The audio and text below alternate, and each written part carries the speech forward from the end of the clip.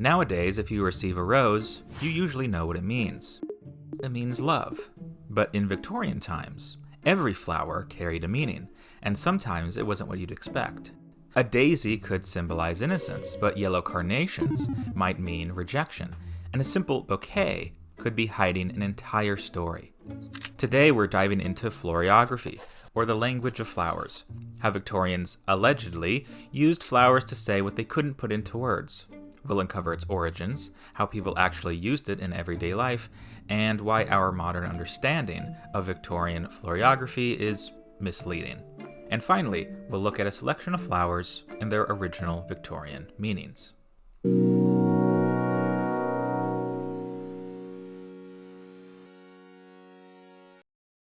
Have you ever wondered who's watching you when you're online? Spoiler, it's usually more people than you think. That's why I'm excited to say that this video is sponsored by ExpressVPN, the tool I use to keep my browsing private, fast, and secure. Whether I'm researching weird historical facts for my channel, or streaming TV and movies that are not available where I live. A VPN is a virtual private network. It creates an encrypted tunnel for your data. Think of it like sending your internet traffic through a secret underground passageway instead of a wide open highway. Hackers, data brokers, and even your internet service provider can't spy on you.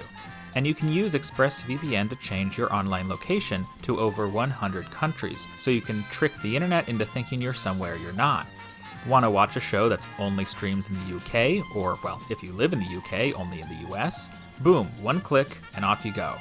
So if you want to take control of your online life and support this channel while you're at it, find out how you can get up to 4 extra months by scanning the QR code on screen, clicking the link in the description box below, or by going to expressvpn.com/generalist. That's expressvpn.com/generalist.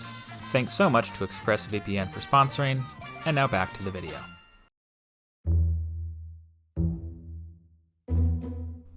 Victorians themselves believed the language of flowers started in the East, specifically in Ottoman Turkey.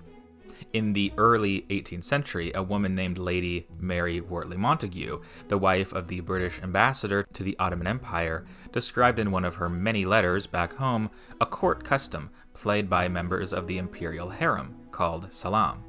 Salam was, according to Montagu, a system of secret communication, used by members of the king's harem to send messages to lovers they had outside the walls without being exposed. Salam used many objects, not just flowers, to convey hidden meanings. According to Montagu, there is no color, no flower, no weed, no fruit, herb, pebble, or feather that has not a verse belonging to it, and you may quarrel, reproach, or send letters of passion, friendship, or civility, or even of news, without ever inking your fingers. You may have noticed the part of the quote has not a verse belonging to it. This tells us how salam worked. Unlike the later language of flowers, that used metaphor and symbolism to ascribe meaning to the flowers, salam worked in a different way. The interpretation of the message was revealed through rhyme. The names of the objects would rhyme with well-known phrases in Turkish. Let me give you an example. A pearl is called an inga in Turkish, and that rhymes the last word of the phrase "Sensin üzerlerin ginga," translating to fairest of the young. Excuse my terrible Turkish pronunciation. So according to Lady Montagu, a woman of the harem would wrap a number of objects in a leather bag and somehow or another get the bag to her lover. He would then be able to decipher the love letter by reading the object. We know now that Lady Montagu misunderstood the practice, as it would have been an impractical mode of communication.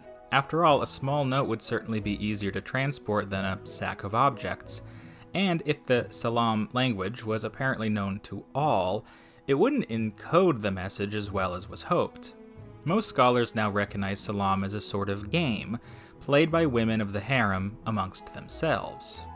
Still, Lady Montagu's letters were published after her death in 1762, and the letter containing an explanation of salam caught the attention of upper-class ladies in England. However, the European language of flowers didn't start in England, it started in France, as Lady Montagu's letters were translated into a number of languages. Now, you may have noticed that the Turkish salam was not in fact a language of flowers, it was a language of objects. But when the idea traveled westward, the European preoccupation with flowers, especially in the Romantic era of the 18th and 19th centuries, all other objects were dropped, and only a language of flowers remained.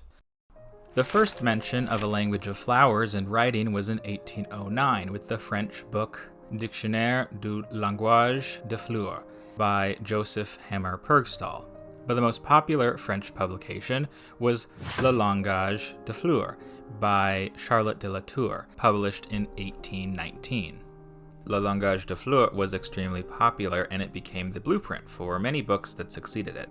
It listed its flowers by season, with each chapter named for a month. Each flower had a listed meaning, as well as an explanation for that meaning. Explanations ranged from religion, mythology, medieval heraldry, history, poetry, and symbolism surrounding the characteristics of the plant. For instance, the color, height, number of petals, growing pattern, etc. Most later books listed their flowers alphabetically, but the contents were usually the same. By the 1820s, the language of flowers had become a phenomenon, with language of flower books becoming go-to gifts for young women.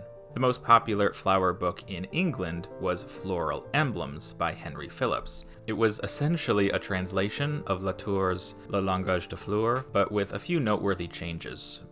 As you'll probably know, England has always been more conservative than France in terms of love and romance, so any and all sexual or explicit meanings given in Latour's book were toned down for the ever puritanical English Victorians. In the modern imagination, the Victorian language of flowers goes something like this. Floriography was a way for young lovers to deliver covert messages to each other in a society where such outward showings of affection were frowned upon. This understanding is decidedly wrong, and it's not anyone's fault, as this is more or less the way books from the period describe it.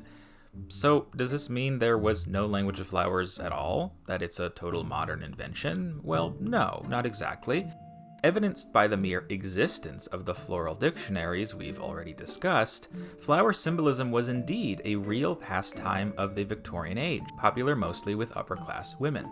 Starting in the 18th century, botany and gardening became popular hobbies for both the upper class and the growing middle classes. Only certain interests were seen as acceptable for women, and an interest in nature, and especially flowers, was one of them. Sentimental flower books, books of flower poetry, or flower folklore became increasingly popular, and the language of flower books were the last in a long line of these types of works. They were often given as gifts, as the publishers did their best to make the books beautiful with detailed illustrations. These books were extremely popular in France, England, and the United States. Most well-to-do households would own a book on floriography. This might suggest that the language of flowers was a popular way of communicating, no? Well, here's the problem. We have little to no direct evidence of flowers being used this way. No letters explaining how a suitor sent a coded message with his flower bouquet.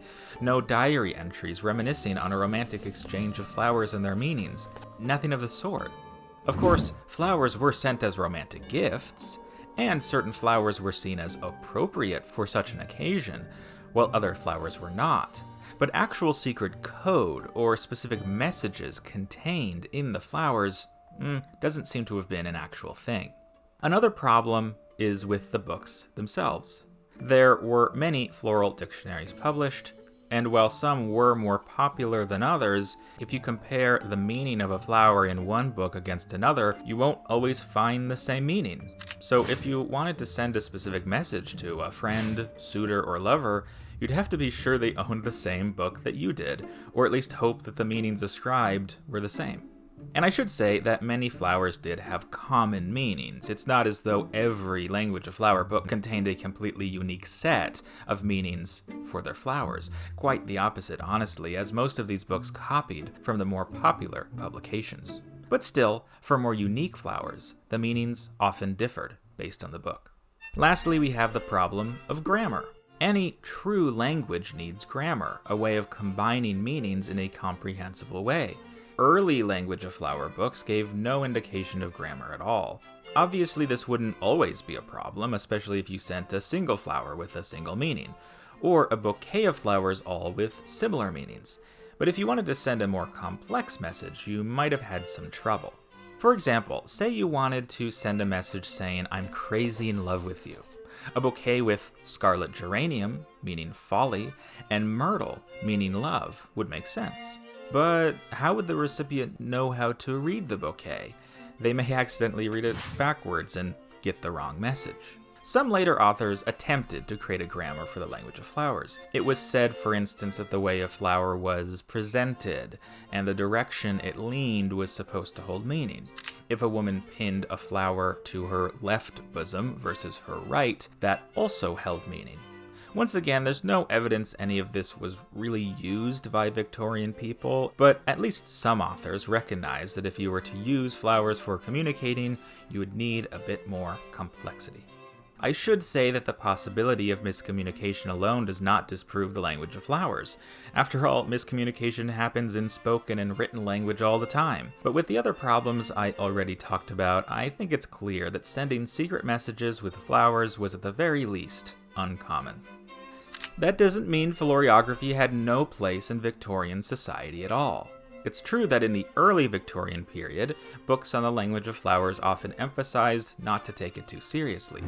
Flora's Dictionary by E.W. Wirt from 1829 explains, "The lady who has given her leisure hours to this little play of fancy has not the vanity to attach any serious consequence to it. It has been an innocent recreation to herself." However, in a later publication, Gaskell's Compendium of Forms, which was a book meant for social climbers to better understand and adapt to higher class society, explained that the language of flowers was important to know and understand. So what's the verdict?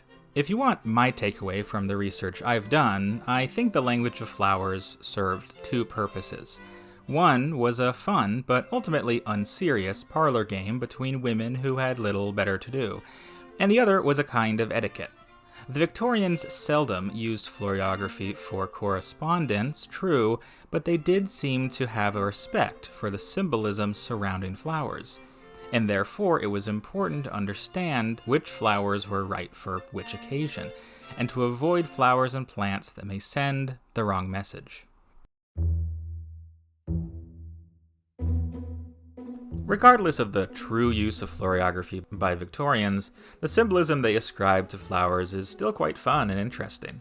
The meanings came from a variety of places, often religious or mythological, but they also came from the characteristics of the flower.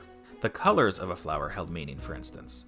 Red for love, white for purity, blue for virtue, and so on, with the most interesting being yellow.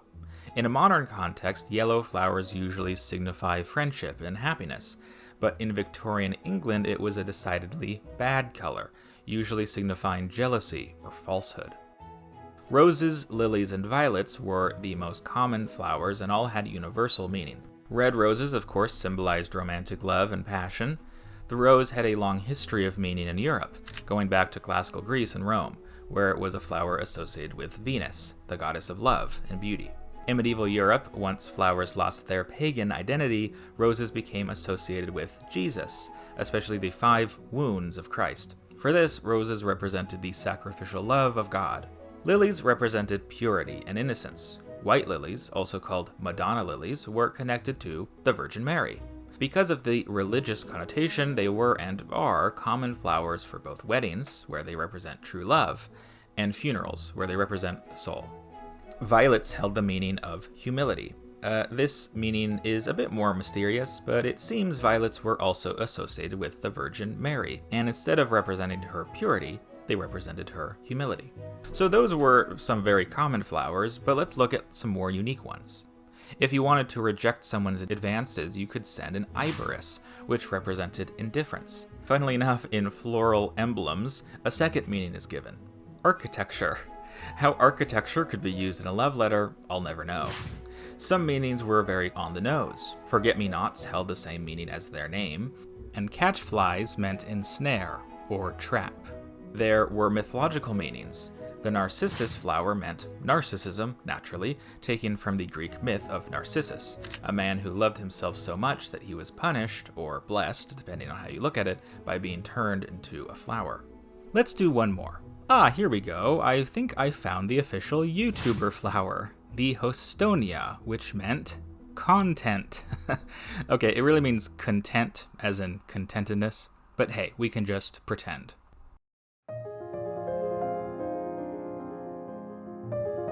The language of flowers declined in popularity in the late 19th century. The reasons for this are varied, but it seems the language of flowers had fallen prey to a sort of oversaturation. Publishers pushed out more and more books, many of which were a far cry from the beautiful works of the early part of the century. Writers and humorists started to make fun of this latest obsession as well, especially in France. Perhaps most famous parody was Le Fleur Animée by Taxil Delors. It is a rather long collection of stories surrounding a group of flowers turned into humans. One of the stories sees a romance go awry when the wrong flowers are sent as an invitation. While the book's satire would probably go over our heads nowadays, at the time it was understood that Delors was making fun of the overt sentimentality surrounding flowers in the Victorian era. In recent years, though, interest in the language of flowers has really taken off. At the royal wedding of Prince William and Kate Middleton, the Duchess of Cambridge's bouquet included flowers with very specific meanings. Lilies of the valley represented trustworthiness, sweet williams meant gallantry and obviously shared a name with her groom, and hyacinth symbolized both sports, as William and Kate are avid tennis players, and loveliness. So regardless of the truth surrounding the Victorian language of flowers, next time you gift a bloom to someone you love or just want some flowers for decoration, why not take a note from the long-lost Victorians and pick up a dictionary on the language of flowers. Thanks for watching. I'd like to thank my patrons for helping make the video possible. If you're willing and able, pop over to my Patreon to support me and the channel. Link is in the description. Don't forget to like, comment, subscribe, hit the bell icon, all that jazz, and we'll see you next time. Bye!